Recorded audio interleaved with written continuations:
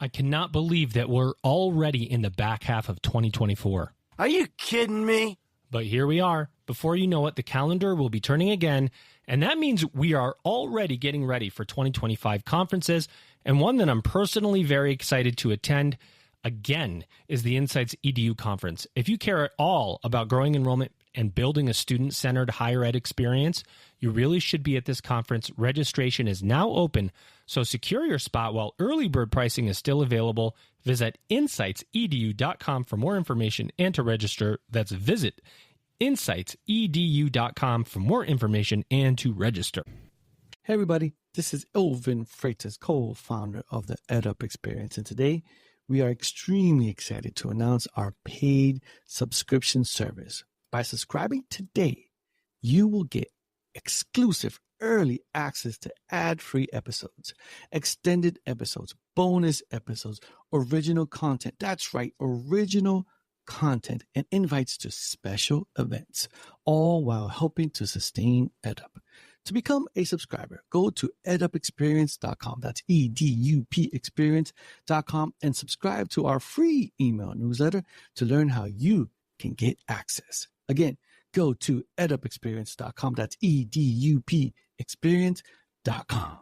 Welcome back, everybody. It's your time to Ed Up on the EdUp Experience podcast, where we make education your business. We're doing that today from the unfinished part of my basement here in St. Charles, Missouri, where I now work from home, in the one little tiny part of my house that's unfinished. I mean, there's so many finished parts of my house, it would make no sense for me to work in those areas. Only in the unfinished part of my basement. Shout out to my wife, Antonella, for giving me such a great workspace. I love you, babe. But you'll probably never hear this episode because I know you don't listen anyway, so that's fine. So she'll never hear it, but I am in the very little small part of my basement. I will tell you guys, and I said this on a previous episode, for those people that wonder about people who work from home, all the rumors are true. Professional on top, casual on the bottom. It's absolutely true. Button up and gym shorts is my new look. You'll never see it in real life because I'll probably put on a pair of professional looking trousers, if you will, but it is true. Button down on top, gym shorts on the bottom. Sometimes sneakers and socks, sometimes just socks. All the rumors are true.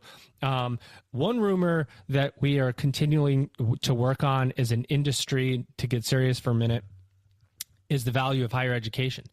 Something that keeps coming up, something that we have to continue to tackle as an industry, whether you have gym shorts on or not. It's something that we are all dealing with. Students are questioning. We want to keep bringing people to the microphone here that can give us some sense of that value of education, not just domestically, hint, hint, but globally, if you will. So now I'll get off my soapbox in my gym shorts, and let's introduce my guest co-host first. It's his first appearance here. Hopefully he doesn't muck it up. No pressure. Ladies and gentlemen, his name is Rick Dwyer. He's a fractional revenue executive with background performer. Rick, welcome to the microphone. How are you? Great. Thanks, Joe. I appreciate that. Long-time listener, first-time caller. Thanks for having me on. Hey, man. Thanks. So can you tell me exactly which episodes you've listened to?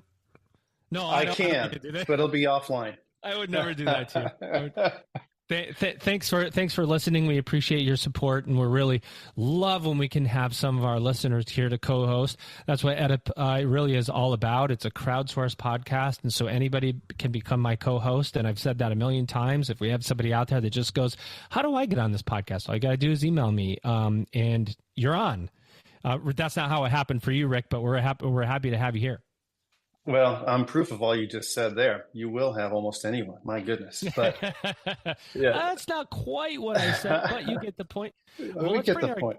Let's bring our guest in now. She's in a part of the world that she'll tell you about because I don't want to give the big reveal.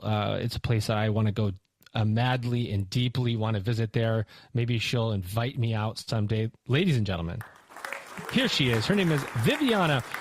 Gropengiesser, CEO of Talent Kick. See, I practiced it, Viviana, and then I think I blew it. You did not. It was perfect. How are you and where are you?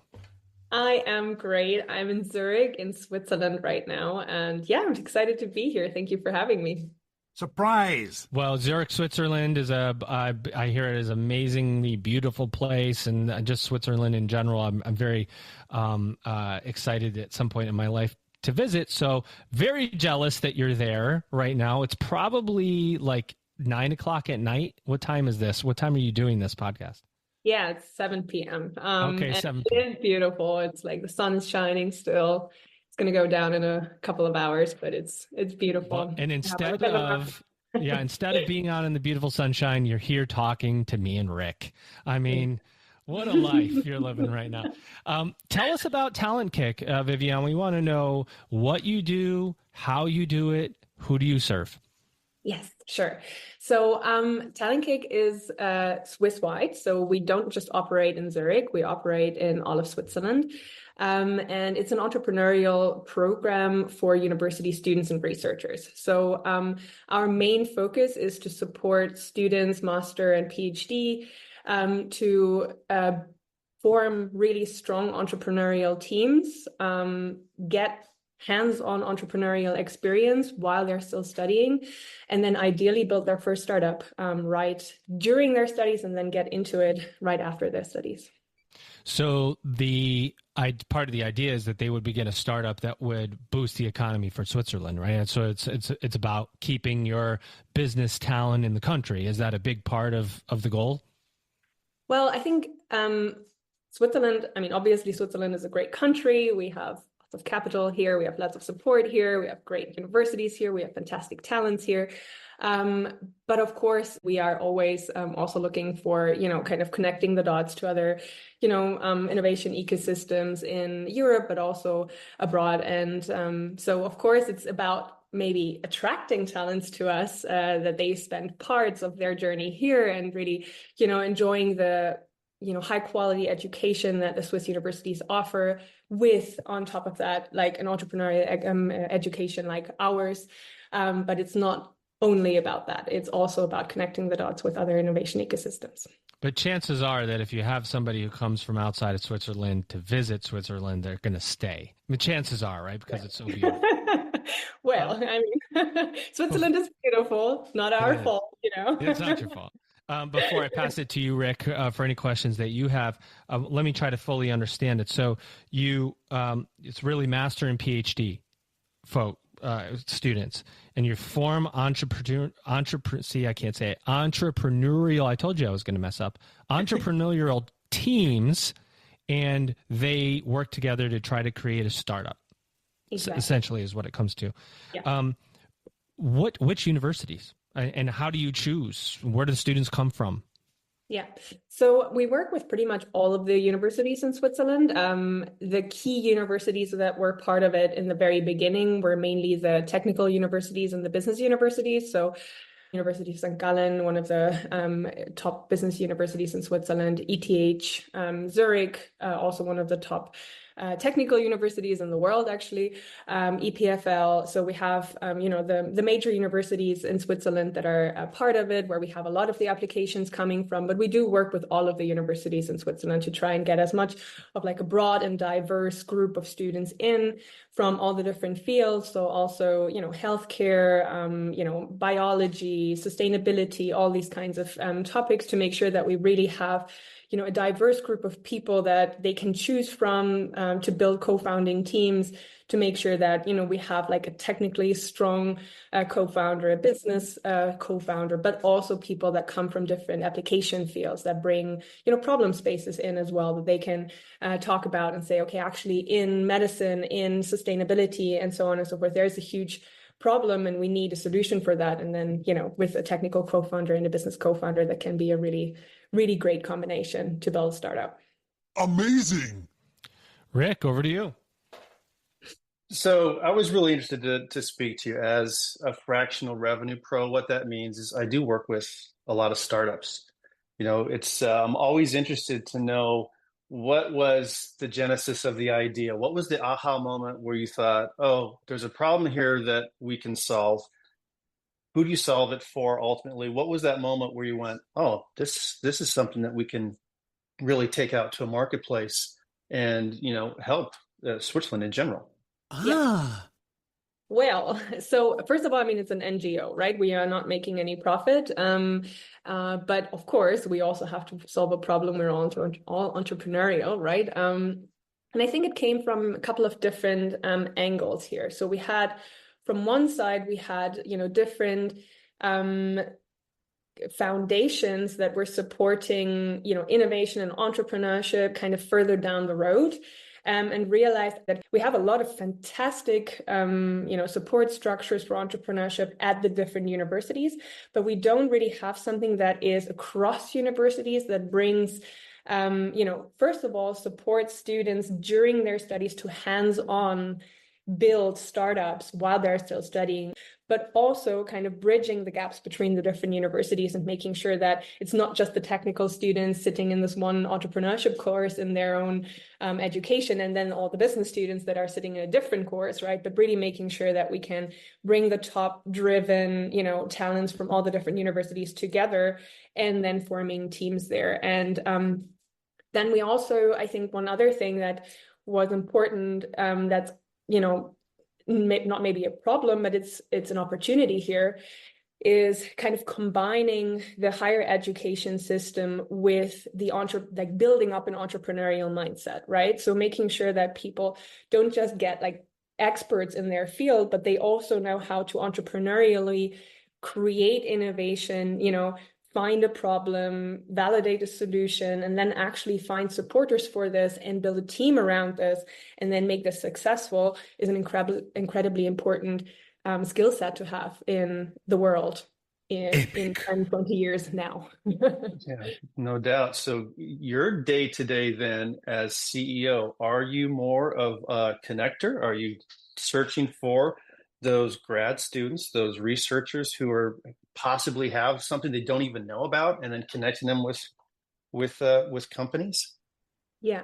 So, I mean, we now have grown to like a team of 6 people around. So I'm not doing that myself necessarily in every case. We have one person that is very much focused. Shout out to Cecilia here. Fantastic woman, Cecilia, yay. Fantastic woman who's really connecting the dots inside the Swiss ecosystem, working with the different universities, trying to find the most driven talents at the different universities, connecting with all the innovation units of the different universities, trying to figure out what kinds of offers do they already have in entrepreneurship and how do we kind of connect to that, right? And then we actually have an application portal, they apply to us, and then we have like a very extensive selection period where we really try to find, I think it's more about the soft factors that we are trying to, find out, not so much the hard factors. There are some, not such a low GPA so that they can actually go through the program without dropping out of their studies. But it's all about the soft factors of, are you a team player? Are you driven? Is your motivation really to build a startup or just to kind of pump up your CV a little bit, right? So all of these kind of things. You just made the list. And then we have a few selected people coming into the program that we then work with for almost 2 years. So it's quite an extensive program. Yeah, maybe one more, Joe. Oh, no, sorry. Yeah, maybe one more on that is I'm again just curious, and I think this is fascinating, especially the connection with the NGO. What is there like a star example of this? What is the one example that you tend to use as a use case when you go and speak to maybe a university or a company? Yeah. I think, from the very first pilots that we had one company or one, student team that came in and they went through the first semester of Talent Cake, which is a very structured semester where we kind of, we tell them about, what's the entrepreneurial mindset? Who do you have to become as a person to be an entrepreneur, right? How do you actually form a strong team? How do you find a problem that you care about? And that is actually relevant for the market, and then validating and pitching. And then you move on to the second semester. And we had one team that, went through the first semester. I think we could see that already in the team forming. They were extremely complementary team, One person came more from the problem side of things, knew what the challenges were in a specific industry. Another person came more from the technical side of things. And they formed a really strong team, came together. And then one part of the program is that they have to actually go out and convince a mentor and a successful entrepreneur that has been already successful in that field as a mentor. So we don't give them mentors, they actually have to do that themselves. And this team found a mentor, really successful entrepreneur, and then raised the first round, I think 2 months later, first 1.3 million, and then, raised a couple of rounds afterwards. They're now in the Cloud 100 Forbes list, listed as, I think, one of the only Swiss startups. So that would be, I think, one of the examples where we're very proud. Ethan AI, shout out to them. We're very proud of them. It's not what you know, it's what you can prove. The part of this that for me that's the most interesting is the collaborative nature of what you have to pull off between universities, right? Because, and I'm making a lot of assumptions here, but this is an boy, I'm having trouble with the E words today. Experiential learning opportunity for students, right? They're learning while they're in school, whether it's their master's or doctoral, which is an ideal situation, which I know universities in the U.S. are trying to make happen, where it's like the whole work-learn, getting credits for learning on the job. So you're doing this. You've got to work with this university to try to get this person who's got the technical skill, get that university to agree to perhaps give them credit for this opportunity. You've got to work with this university over here to get the business person, get that university to agree to give them credit for the same project. You've got to get this university, whether it's a team of 4, 8, 2, 45, it doesn't matter. The amount of coordination that you have to get agreement, you have to get so much agreement from academics who are, it doesn't matter what country you're in, very traditional in nature.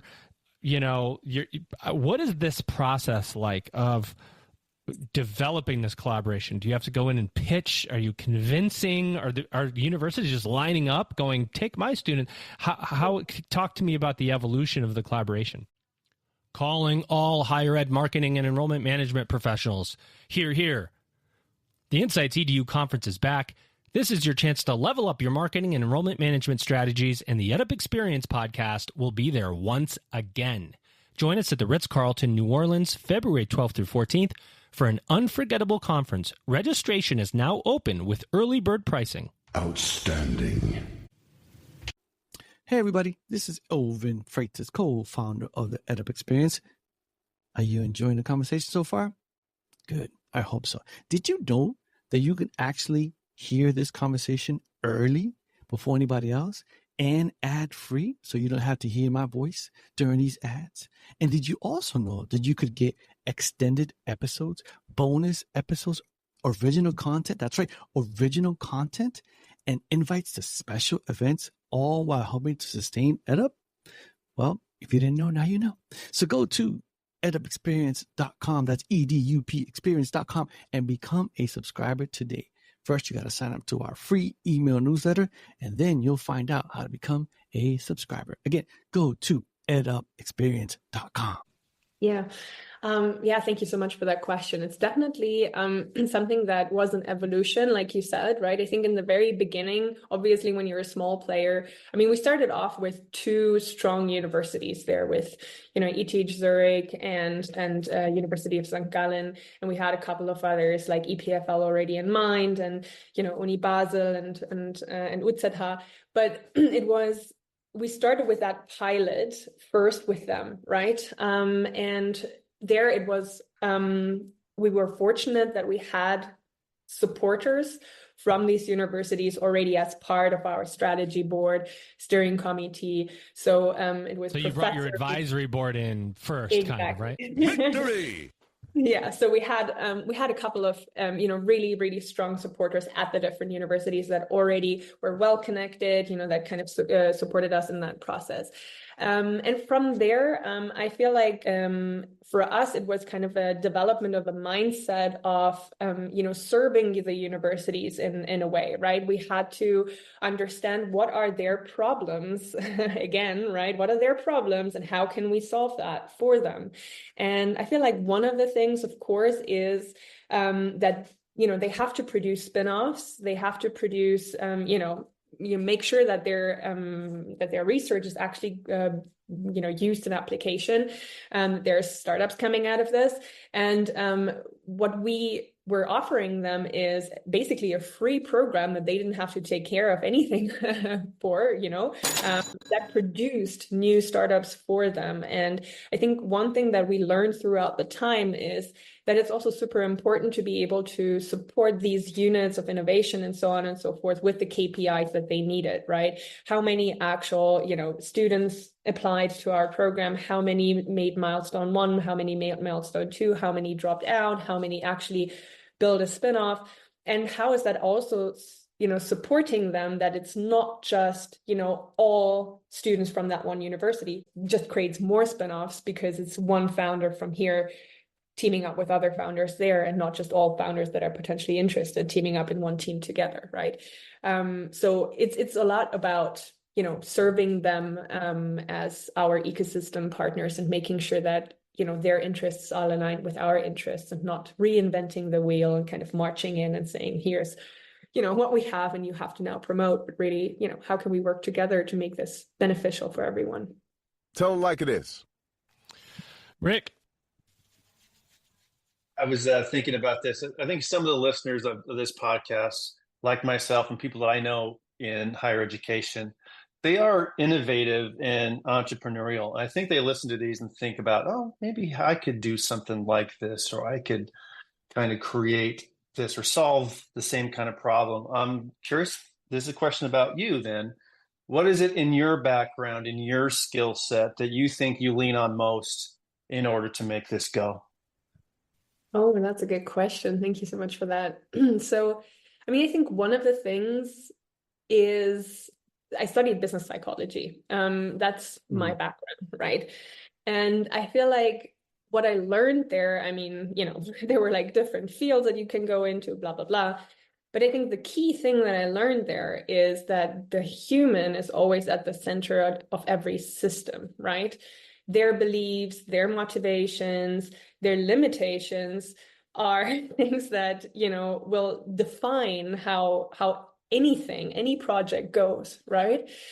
So I feel like in this, both in the collaboration with universities and, with our ecosystem and creating that ecosystem, but also in, the actual program with our students, I think that's one of the things that I lean on most, is to see how can I also support, for example, our students to essentially become an entrepreneur, right? Not just to learn about how it works theoretically and so on and so forth, but actually to think about themselves and be reflective enough to understand, where are my limitations? Where am I? Do I believe things that hold me back? And where do I, how do I break out of these things?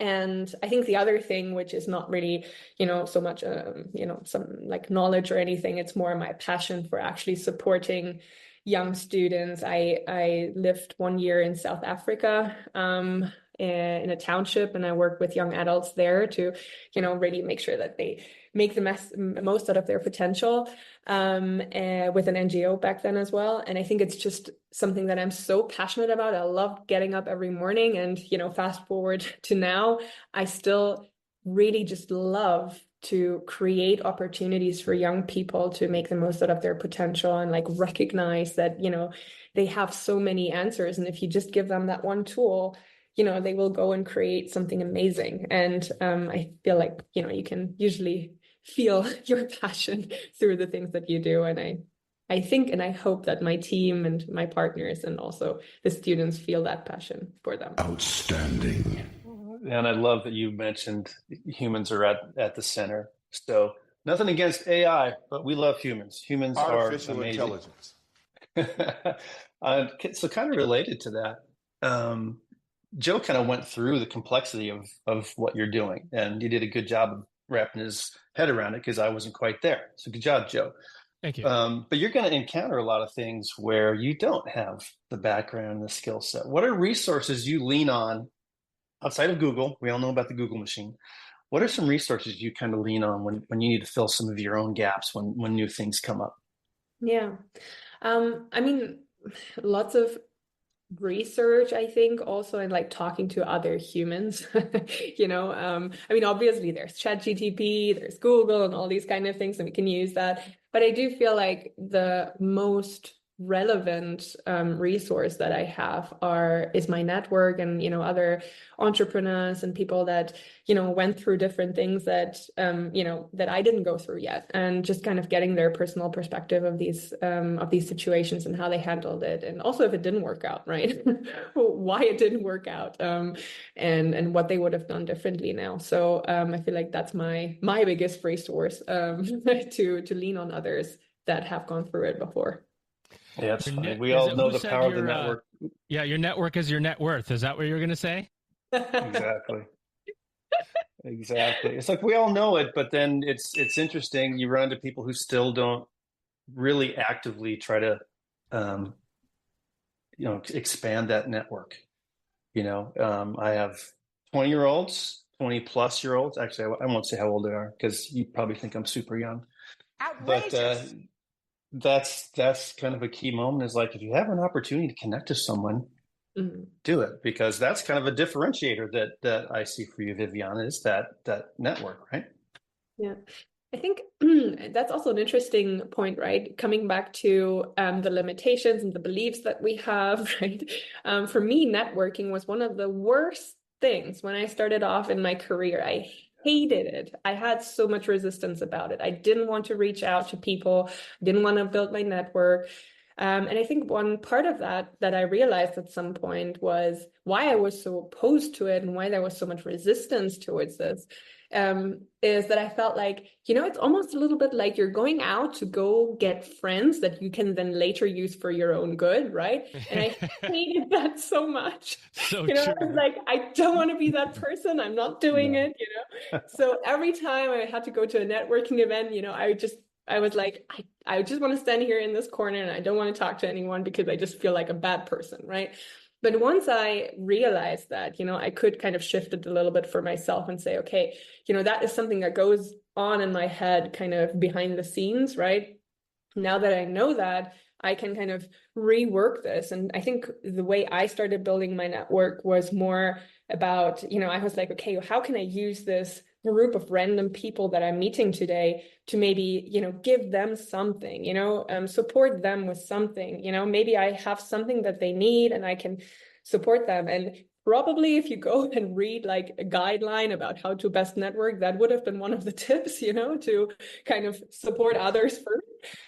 But I'm so glad that I didn't read that, because it was kind of aligned with my values and something that I liked doing. And it just came naturally to me, and that's how I actually built my network. And I think it's so important that we realize those limitations, those beliefs that hold us back, and then actually move through them, right? And redefine it for ourselves and kind of, our own leaders in that as well, and define how leadership and, how these kind of things work for ourselves.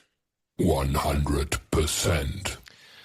A big part of networking, and I talk about this sometimes, but there's trust building, right? And so when you lean back on your network and they trust you, you're more liable to be able to give something that's trusted or get something that's trusted from that other person. And so we do live in a give and get type of society where you help people that you can help.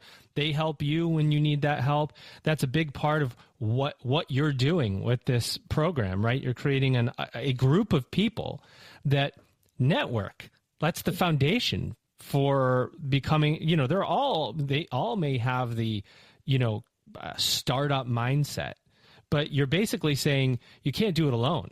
You need a village. You got to have the technical person. You got to have the business person. You could try to do it all on your own, but you're going to have to access this other network too. So let's just give you the network now. We're just going to give you a ready-made network that you can pull upon, maybe start a business together, right? How important is that networking, that trust-building piece to a successful startup at its incubation period. Yeah, so important. I mean, it's probably one of the most important things that you will have, right? I think we give them a little bit of a heads up with that, right? We have kind of like some sort of network that we give them. We invite our, entrepreneurs that are already successful to come and speak and so on and so forth. But I do feel like that one of the key things that we show them with that is that people are kind and want to help you, right? And I think that's one of the more important kind of motivational aspects of this, right? You start off, you're in your university and you're trying to do something that, is maybe impossible or feels impossible for you at that moment. It's like reaching for the stars, and bringing all these like super successful people in to support them at the very early stage, I think gives them also a lot of trust in themselves and in their idea and in the process and in the fact that people will help them going forward, right? So I think it's also a motivational aspect to it as much as it is an actual, network that they can, fall back on. And I like you said, right, you can't do it alone. It's definitely, it's a journey that relies on building a team, building a network, building supporters like investors, hiring new people. So also convincing people to come work for you, right? So in every aspect of this, it's important to be able to be, first of all, trustworthy, but also, attract really great people to work with you. Rick, I want to pass it back to you for any final questions that you have before we go to a subscriber episode. But it made me think, is there another stakeholder group that you have to manage, which I'm putting myself in the mind of an investor going, Viviana, I would like access to all of these student groups before they come up with the idea or right when they finish the idea. So give me access. And you're going, you gotta, are you having to manage investors who want early access to these ideas? Yeah, we do get a lot of those requests, and we're generally very open to investors if we believe that they are friendly to startups at an early stage, right? And I think that's why we also love business angels. Business angels have gone through the process. Lots of the time they actually want to give back, right? But there's also some institutional investors that have that attitude and that are more entrepreneurially friendly. So we do have that stakeholder group. We also have corporate, the corporate stakeholder group that comes in, wants to work with our students, and yeah. Interesting. So it's like you all thought it would be all about students and entrepreneurship, and then now you've got this other stakeholder group you have to probably hold back a little bit. Fascinating model, Rick. It's a great question, Joe. It's so many times stakeholders kind of reveal themselves that you never knew, right? That kind of keeps coming. So surprise. I really appreciate you letting me ask some questions, Viviana. It's been a pleasure being on this. I'm really interested in what you do. Last question, maybe kind of an easy one. I ask this of a lot of people. I ask this of the people that I employ. It's at the end of a week, how do you know that you've had a good week? What are some elements of a good week for you? Oh, wow, that's a great question. I think it's more like aside from the obvious. Cheers. Yeah, I mean, I don't know if that's the obvious, but I think it's like deep satisfaction in, I've given my best and I've given my all, and I have, worked in alignment with my values. I think that's one of the key things, right? And of course, it's nice if there's lots of great startups coming out, and then there's funding coming in and there's happy employees and so on and so forth. But I think if I know at the end of the week, I've given it my all, given it my best, and I've kind of, worked in alignment with my values, then, it was a good week. Viviana, last question for me before we go to our a quick subscriber episode. Tell me what else you want to say about Talent Kick. Open mic for you. Anything at all that you want to say. Okay. Well, I mean, I just want to say that I think, we have created a fantastic ecosystem, a fantastic kind of platform for really driven people to come together and create change, create like really scalable, fantastic businesses. And I'd love to, kind of anyone basically, in the US, in other innovation ecosystems, that would like to connect with us and kind of, work with our talents or work with us in kind of connecting their talents with our talents, please reach out because, looking forward to just create more change and a bigger ecosystem of fantastic people. Well, don't leave it there. Give us how best to reach out to you. Well, the best way to reach out to me is my email address, which I'm going to reveal here. It's also on the website, but it's viviana@talentcake.ch. Very easy, but you can also reach out to me on LinkedIn. Well, there you have it, everybody. An amazing guest host today, Rick Dwyer. It's been an absolute pleasure having you on board, my friend. How did you feel about your first? Give yourself a grade for your first podcasting co-host opportunity here. Oh, I'm a former teacher. I'm a tough grader. So, I think A is out of reach. I'm going to say C. I'm going to give myself an average.